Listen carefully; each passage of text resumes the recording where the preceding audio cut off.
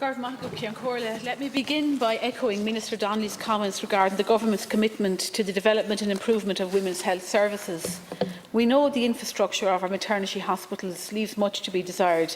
We know there are deficits in women's health services, in the choice of experience available to pregnant women, in the availability of mental health supports, physiotherapy, services for endometriosis and menopause, as well as difficulties with gynaecology waiting lists. We know this is the case, and there is no point in hiding from that fact. However, in terms of our commitment to women's health, we have put our money where our mouth is and provided the investment needed to see these commitments through. For example, for the first time since its launch in 2016, we have adequately funded our national maternity strategy. For contrast, in 2020, just €1.5 million was allocated to implement this strategy. This government increased the figure to €7.3 million in 2021 and again to €8.6 million in 2022, ensuring a renewed impetus to the implementation of the strategy. As raised in today's motion, the HICWA's overview report highlighted a number of areas where work is required to meet the standards.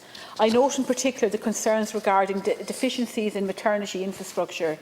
The HSE are currently working on a plan to address the infrastructural issues across our maternity services and to ensure the physical environment of our hospitals and units are in line with both HICWA standards and the vision of the National Maternity Strategy. Improving women's experience of and outcomes in the health service is, of course, much wider than maternity. As referenced earlier, €31 million has been provided this year for a range of developments in terms of women's health. Some of these have already been referenced, but they include an additional €5 million for the dedicated Women's Health Fund and the rollout of free contraception scheme for 17 to 25-year-olds later this year. In addition, a further €16 million to support women's health is embedded within other new measures for 2022.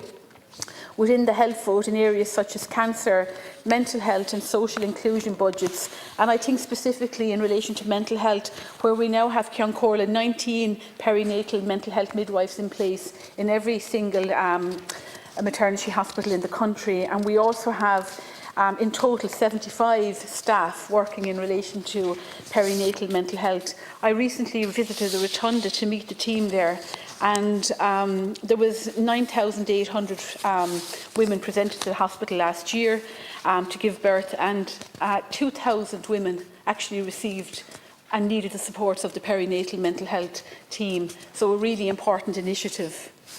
I have participated and listened to the intensive debates on this topic over the past 2 weeks, and I am fully confident that there will be no religious ethos at the new National Maternity Hospital, and all legally permissible services will be provided there, as they are in the current hospitals at Holles Street, and that the state's investment in this hospital and the provision of public healthcare services is fully protected. Following on from the Cabinet's decision today, I think now is the time to move on towards the delivery of this much-needed new maternity hospital.